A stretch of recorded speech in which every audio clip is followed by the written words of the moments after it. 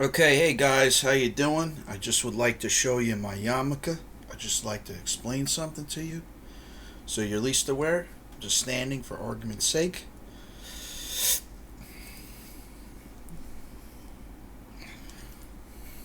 Alright, I just like to explain certain things. Don't mind the background, it's just my room. It's a little messy. I'm going to explain how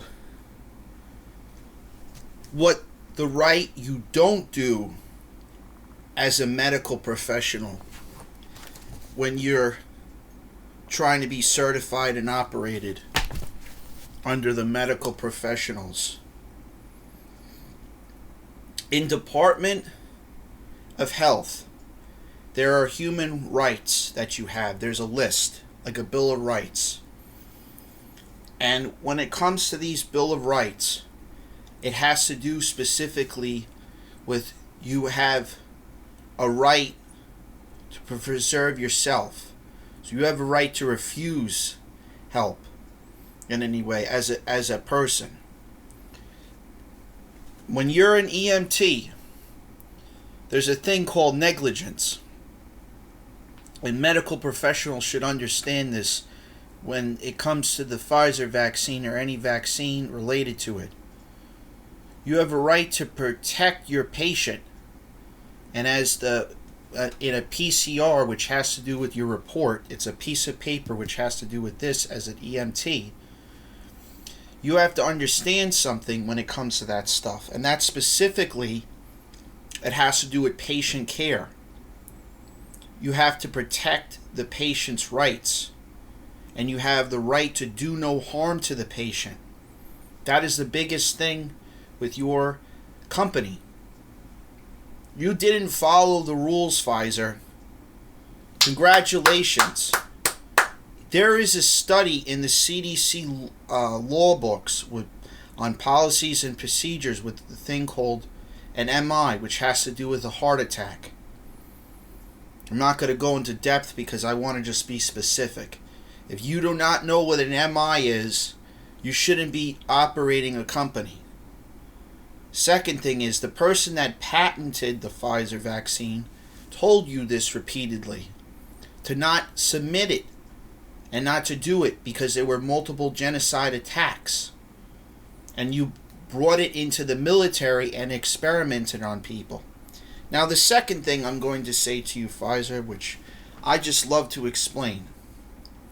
You're not allowed to experiment on people or society or anything when it comes to Department of Health. It is the same thing with CDC when it comes to, what do you think I'm going to talk about? It's called OSHA. You know what OSHA is? It's a big thing in this medical stuff, just like the EPA, in which you, Pfizer, were told by several directors, and on the board of medical exam, you have to have a HEPA filter. You can't wear a mask because it doesn't cover anything. Just like the health care professionals were explained to this by continual education on Department of Health's websites that have to do with continual education, has to do with the licensing. There are blood clots in that vaccine. You cannot produce the vaccine. It doesn't work. You saw half a dozen people in the sports business and also in the entertainment. Entertainment specifically has to do with movies, has to do with TV shows, has to do with things related to that stuff. You cannot just create a vaccine and not be able to pay damages, because that's another thing. You knew about it, you had notice, you were told, and you went through with the trials without permission, which is under UCC law. It's under also the thing of the Department of Health's lines for policies and procedures for humanity when it comes to ethics and compliance.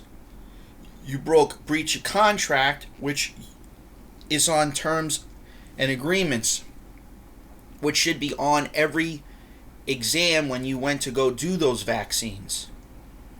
And they have to do studies before those exams. That's why that there are rules and policies and procedures when it comes to this stuff. So you thought you could just get away with it. And not only that, you guys bioengineered a plan of this in Wuhan. BlackRock had a subsidiary company called Pfizer. You engineered a virus in Wuhan. Not only did you do it in China, you also did it in Johannesburg, Africa. You guys did it in 2 different continents. And you didn't do it under the World Health Organization standards. The World Health Organization standards is you have to notify the country. You can't just do experiments randomly. You have to notify the country, and not only that, you have to notify the Congress and Senate. You didn't notify any plan. You have a project in the Department of Defense that has been in the books since the 90s about this exact plan that you're required to show to Congress and Senate.